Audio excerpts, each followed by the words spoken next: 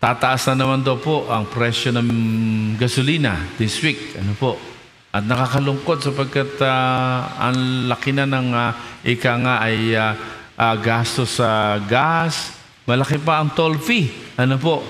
Kaya sa mga may sasakyan ay kadalasan ngayon ay hindi na nagdadrive na mag-isa.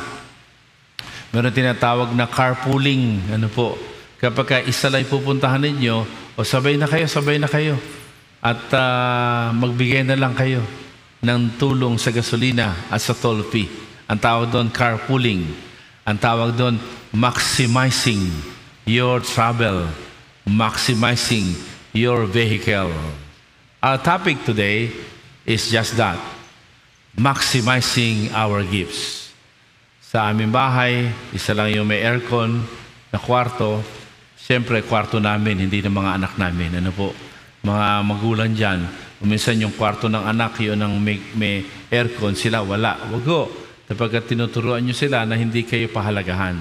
Kaya, pero pagaman yung bahay, yung kwarto namin, meron pong aircon para ma-maximize namin yung aming air condition sa kwarto namin.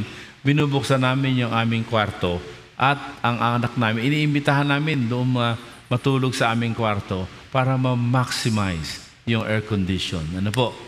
Mga kapatid, mga minamahal, it's one thing to utilize our gifts. It's another thing to maximize our gifts. From 1 Corinthians chapter 12, we've learned that the gifts of the Holy Spirit are available to us and we can desire for greater gifts. That is the need of the moment. At last Sunday, we talked about utilizing that gift. Ano po? And we've learned, I've mentioned that the giftings listed in 1 Corinthians 12, Romans chapter 3, at again Ephesians chapter 4 is never exhaustive. Hindi ho ito yung bumbo, ano po.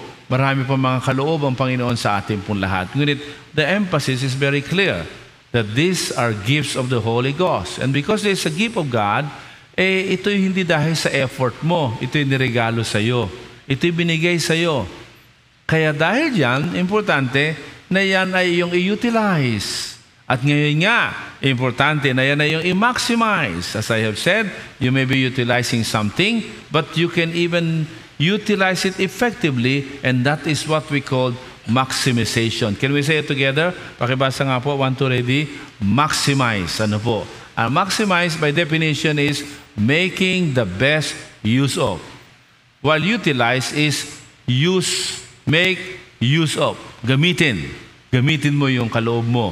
Gamitin mo yung binigay sa iyo ng Panginoon. Yan ang topic natin last Sunday. But today, maximize. Make the best use of it. Hallelujah.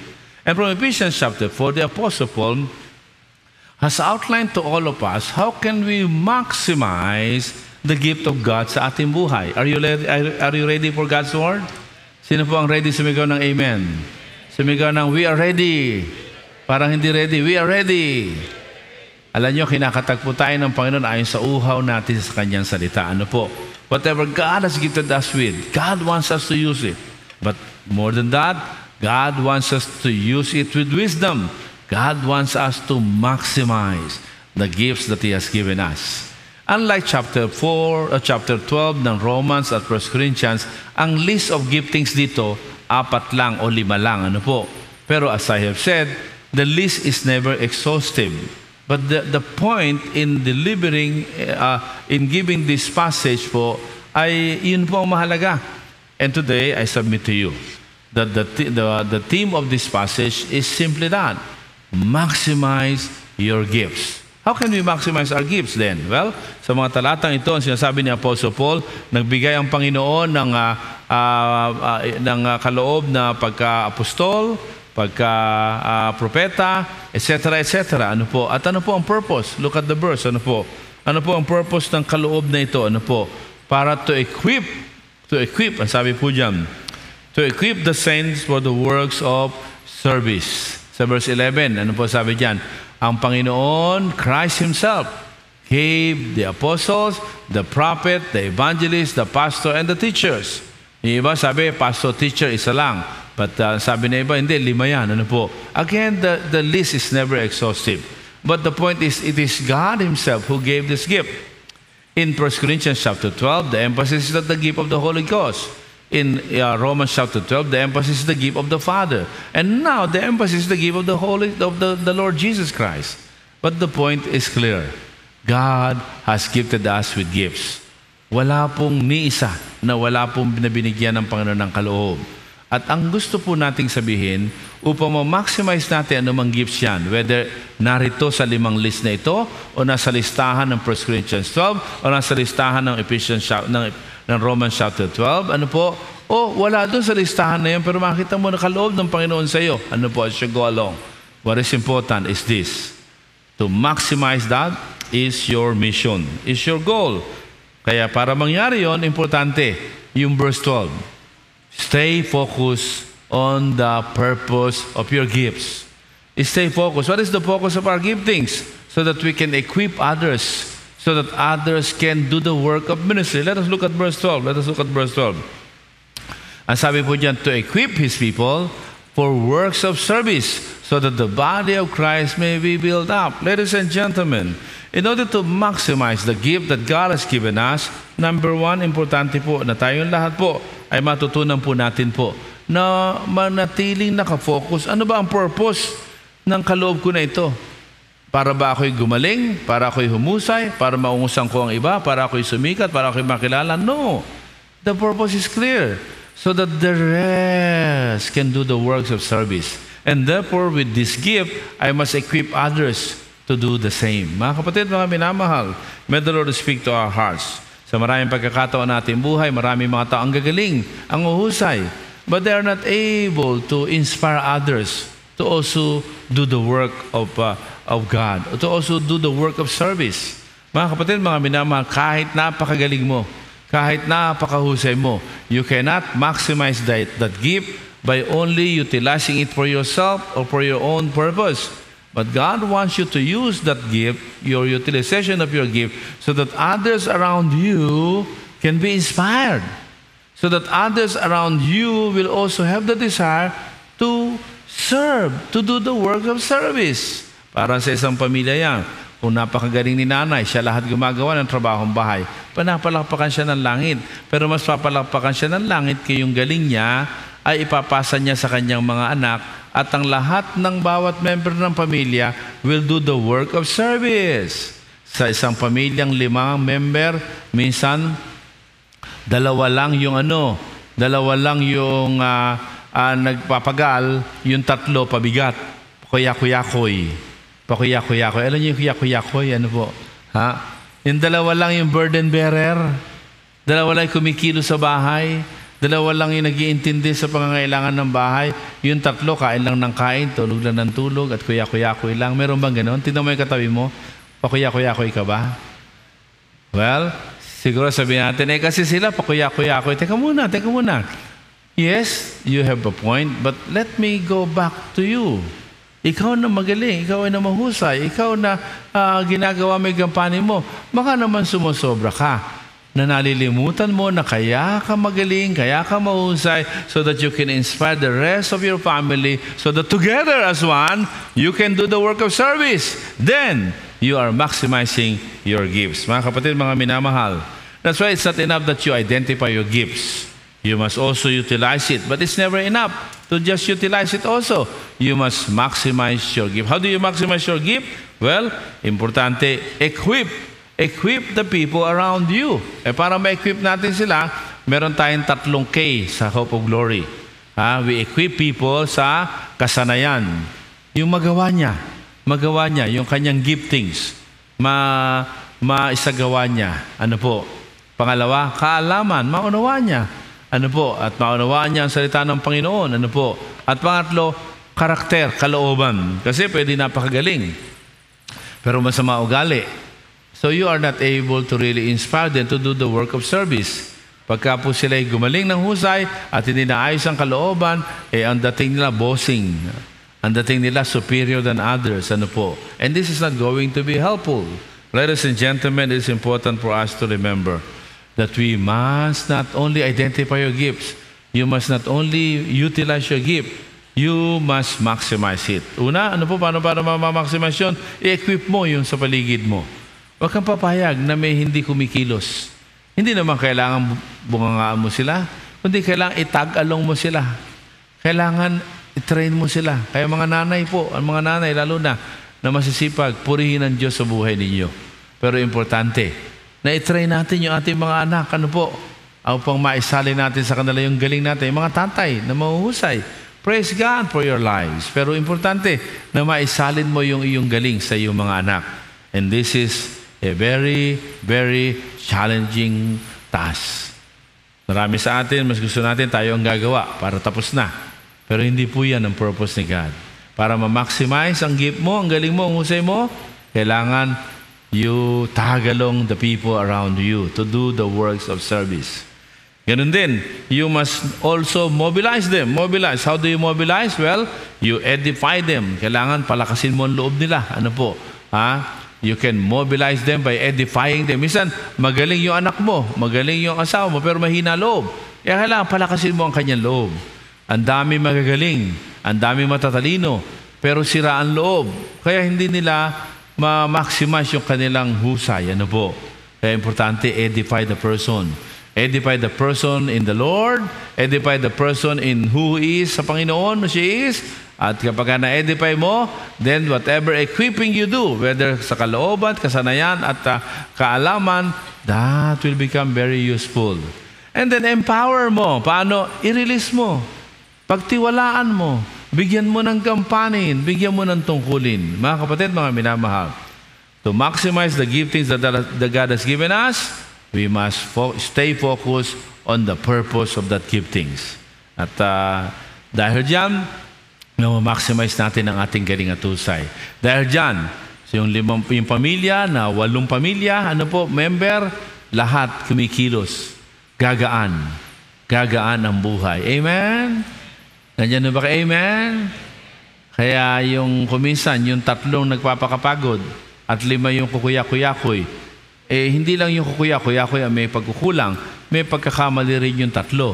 Hindi nila sinukuan baga nila. Sinukuan nila yung 5. Pinabayaan nilang kumuya-kuyakoy. Kaya tumanda na hirap yung 3. Kaya maraming samaan loob, maraming bitterness. Ang kalooban ng Panginoon, huwag ka lang magpakahusay. Get to influence others around you. Ganon din sa simbahan. Sa church, inaasahan ng Panginoon na hindi ka lamang magsisimba at ikay tumanggap kay Lord, sa langit ka na pupunta. Gusto ng Lord na yung kaloob mo, yung husay mo, ay magamit mo at maipaglingkod mo sa Panginoon. Kaya tayo nagpapasalamat sapagkat marami sa atin ay hindi mag-worship na isang service, tapos another service magse-serve. Pwede ang palapakan natin ng Panginoon sa ganung commitment. Wow, praise God, hallelujah. Pangalawa po ay nasa verse 3 and 4. Ang sabi diyan, make every effort to keep the unity of the Spirit through the bond of peace. Tapos verse 4 and 5, yung kaisahan natin. We have one body, we have one Spirit, one calling, one Lord, etc., etc. And then pagdating sa verse 13, ang sabi diyan, until we all reach the unity in the faith, etc. Ano ba sinasabi? To maximize our giftings, mga kapatid, ay hindi lamang po na mag-stay tayo sa purpose ng galing at husay natin. Kundi pangalawa, dapat yung ating commitment, yung ating pong commitment to unity ay patuloy natin palakasin. Kasi pwedeng ang gagaling ng mga player ng basketball team mo. Mahuhusay lahat. Pero walang unity. Hindi nagpapasahan ng bola. Ang tawag doon ay buwaya. Pag nagbabasketball, hindi nagpapasa ng bola, buwaya. At gusto niya sa kanya na ipasa. Kahit gaano kagaling mag-dribble, kahit gaano kagaling mag-shoot, kung hindi ka marunong na maging team worker, sayang. That's why the Apostle Paul in this passage clarifies that God has given us giftings and we must maximize it. And to maximize it, kailangan yung purpose naroroon. Na we mobilize others to serve with us. Pero pangalawa, kailangan yung unity natin ay patatagin natin. We must strengthen our commitment to preserve the unity that God has given us. Yan ang sabi po sa verse 3. Make every effort. Grabe po yun. Make every effort to build the unity? No, not to build the unity, but to Keep the unity. Because the unity has been given by God. Once you accept the Lord into your heart, you become a child of God. You become a member of God's family. So, give din yung unity. Give din, regalo rin ng Diyos yung unity. And all we need to do is to make every effort to keep, 7th version, to preserve. Preserve. Keeping, is importante po, mga kapatid. Meaning, it's not something that you produce by yourself. It is something that you cherish, preserve, fight for. Ipaglaban mo yung katatagan ng ating unity. Sapagkat ang sabi ng Psalm 133 verse 1 to 3, when there is unity, naroon ang daloy ng pagpapala. Psalm 133 verse 1 to 3, how good and pleasant it is when God's people live together in unity. Grabe po yun. When God's people live together in unity. Verse 2, it is like precious oil poured on the head, running down on the bird, running down on Aaron's bird, down on the collar of his robe.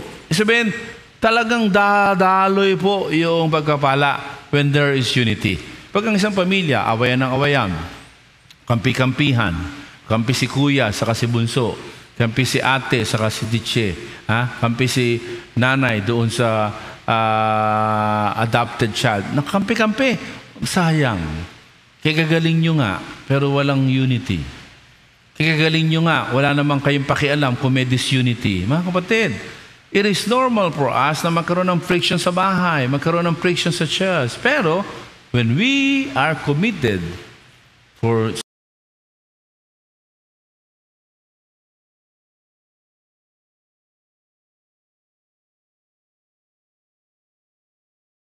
o hindi, tahimik ka lang kapag meron nakikita kang division. Naku, kapatid, sayang. Everybody shout and say sayang. Pakilakasan po, sayang. Ang galing nyo sana.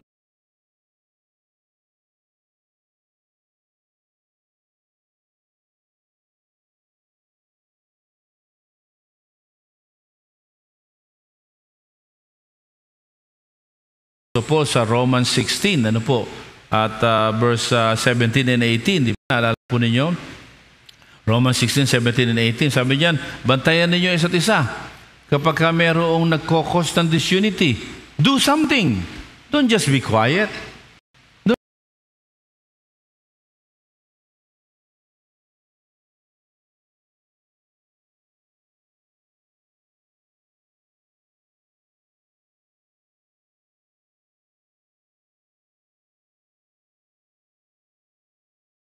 From a Christian leader, and he was telling to me that there is another Christian leader who is preaching a close to heresy.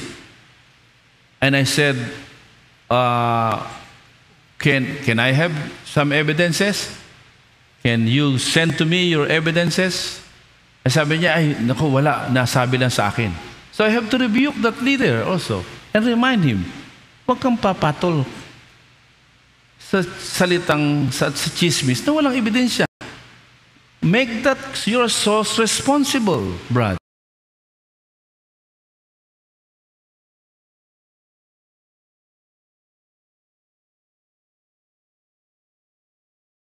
Sa chismis, di ba? Patol agad. Make that chismosa responsible. Ano ebidensya mo? Ano ang source mo? Kapag ganyan, titino. Kaya sabi ni Apostle Paul sa Ephesians chapter 4, speak the truth in love. Kaya preserve the unity. Fight for the unity. Ano po? And how do you do that? Make every person responsible sa kanyang sasabihin. Kung walang ebidensya, kagaya po ang issue ng Pogo at si Mayor Go ba? Di ba? O talagang nagkalkal ng ebidensya si Senator Risa Hontiveros at napatunayan na Chinese pala naging mayor. Terrible. Ganong kalakas loob nila sapagkat sa nakaraang administrasyon malayang-malaya sila. Ano po? Mga kapatid, mga minamahal, importante po. Importante that we fight for the unity of the Filipino. Kaya po kung tayo ipapasukin, para sirain tayo mga Pilipino, will fight for the unity of the Filipino. Can you hear other amen? Kaya po mga kapatid, mga minamahal, nakakalungkot, subalit this is happening to our country. Well, because that is happening to our own family. Sa mga pamilya natin, okay lang sa atin. Pagka merong, alam nyo yung friction, hindi maaalis yun. Normal yun. Normal. Kasi iba-iba ang ating isipan, iba-iba ang ating mga preferences. Normal yun. Pero yung ang abnormal, sigaw nyo nga abnormal. Pakilakasan abnormal. Yung hindi ka nagme-make ng effort to preserve the unity. Na dahil lang may friction, wala, may friction eh. Do something! Pag-usapin yung dapat pag-usapin. Gawing responsable yung nagsasalita labang kung kanino. And you will preserve the unity. Kaya sa Romans 16:17-18, ano po, maliwanag dyan, no? Bantayan ninyo ang mga nagkokos ng division. Bantayan ninyo ang humahadlang sa unity. Verse 17 ng Romans 16, ano po? Who puts obstacle, ano po? At sa bandang huli, pagka nire-rebuke mo na, ayaw pa rin, keep away from them. Iwasan mo sila. Dahil pinapaalalahanan mo na talagang kaligayahan nila na magsow ng disunity, iwasan mo ang mga ganun. Si Apostle Paul, very strong pa po, lalo na sa 1 Timothy chapter 5 verse 13. Stronger po si Apostle Paul pagdating dito sa unity. Ang sabi niya, they get into the habit of being idle. Ano po? Grabe po yan. Ano po? 1 Timothy chapter 5 verse 13. May mga tao na ang habit na lang ay maging idle sa buhay. At ano po ang sabi? Look at that. And going about from house to house, not only do they become idler, but also busybodies who talk nonsense, saying things they ought not to say. Ladies and gentlemen, it is important that we make every effort to preserve the unity of our family, the unity of our church, the unity of our nation, so that yung galing natin ay hindi masayang. Hallelujah. Yung husay at taglip ng Panginoon ay hindi masayang. Preserve the unity. Go against any form of disunity. In 1 Corinthians chapter 1, verse 10 and following, si Apostle Paul nagagalit siya sapagkat yung mga Christian sa Corinto nagkakanya-kanya. Yung iba ay maka-Apollos, yung iba maka-Pablo. Sabi niya, why? Kailan pa nahati-hati si Kristo? 1 Corinthians chapter 1, verse 10, 11, 12 and following. Ano po?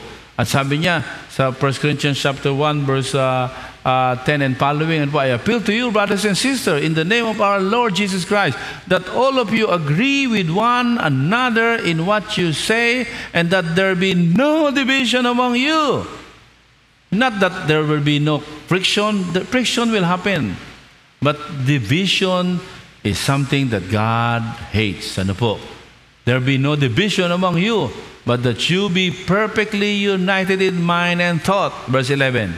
Verse 11. Tingnan po natin. 1 Corinthians 1:11. My brothers and sisters, some from Chloe's household have informed me that there are quarrels among you. Ayan po. And verse 12, ano yung quarrel? What I mean is this. One of you says, I follow Paul. Another, I follow Apollos. Another, I follow Cephas. Still another, I follow Christ. And look at verse 13. Is Christ divided? Was Paul crucified for you? Were you baptized in the name of Paul? And then he chastised them. Ladies and gentlemen, Paul was angry for any form of division. Why?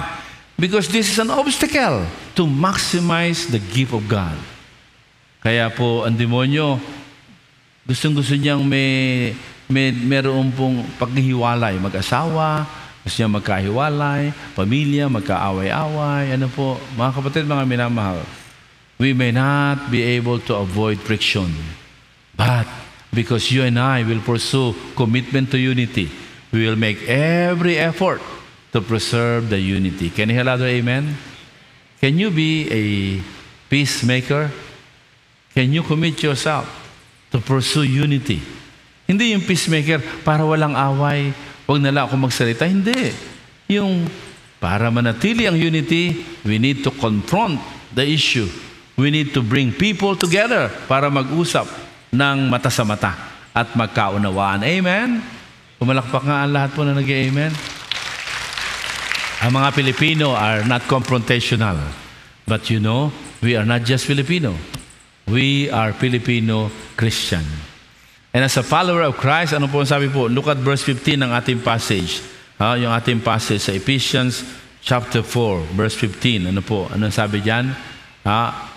Ephesians chapter 4, verse 15. Look at that. Chapter 4, verse 15. Ang sabi po ay ganito, ayan. Speaking the truth in love. Ayan. We need to speak the truth in love. Kaya mga kapatid, when we mobilize others and when we preserve the unity, we can maximize the gift that God has given us. Can I hear other amen? Pangatlo at panghuli, sa earlier verse ng chapter 4, ano po? Ang sabi ni Apostle Paul ay ganito po. Napakaganda po ng kanyang opening statement po dito. Ang sabi po niya, as a prisoner for the Lord, then I urge you to live a life worthy of the calling you will receive or you have received. You will receive or you have received. You have received. Again, the gift is a gift of God. You have received it. It's not about you. It's about the giver. The unity is also a gift of God. So all we need to do is to preserve it. And now, the calling has been given to you and me. What is that calling? Well, when you and I accepted the Lord into our heart, we are called into God's family. We become a child of God. We become children of God. We become brothers and sisters. At ang sabi po sa talatang ito, let us live a life worthy of the calling, lest you and I may be deceived. It is important for me to emphasize, to live worthy of the calling is not about you. It's about the calling. Ano po? Ano ibig sabihin? Dahil ikay tinawag na maging anak ng Diyos at maging kapamilya sa pamilya ng Panginoon, mamuhay ka ayon sa katotohanan kabilang ka sa pamilya ng Diyos. So hindi po yung mamuhay ka para maging karapat-dapat ka at maging kabilang ka. No. Kabilang ka na. Sabi mo sa katabi mo, kabilang ka na. Kaya sabi mo, huwag kang kukuya-kuyakoy. Amen? Kabilang ka na, huwag kang kukuya-kuyakoy. Kaya dahil kabilang ka na, makilaho ka na. Dahil kabilang ka na, maki-involve ka na. Dahil kabilang ka na, magmalasakit ka. Mga kapatid, mga minamahal, may the Lord speak to our hearts. We can maximize the gifting that God has given us. Kung tayo pong lahat, mga kapatid, will remain grateful for the entrusted gift of the Lord. Hallelujah. Alam niyo mga kapatid, mga minamahal, napakahalaga. Sabi ni Apostle Paul, ganda nung yung calling binigay na sa iyo. Dahil binigay sa iyo out of gratitude, you have to use it. You have to maximize it. Ano po? Sa Romans chapter 12 verse 1, mas klaro ang sinasabi ni Apostle Paul. He put it in a clearer way. Romans chapter 12 verse 1. Therefore, in view of God's mercy, what is that God's mercy? Kayo at ako'y patungo sa impyerno. Pero hinold yun. Yun ang tawag doon, mercy. What you deserve has been withheld. That is mercy. Yung grace, what you do not deserve has been given. You do not deserve to have the calling to become a child of God and be part of God's family. But that was given to you. That is what called grace. Ano po? So, importante po. Ang sabi ni Paul, dahil sa kanyang biyaya at dahil sa kanyang habag, ialay natin ang ating mga sarili bilang handog na buhay, banal at kalugod-lugod sa Kanya. Ano po? Ito ang tunay na at tamang pagsamba. Mga kapatid, mga minamahal, it is important for you and me to understand, in order to maximize the giftings that God has given us, we have to always think of the context of everything else.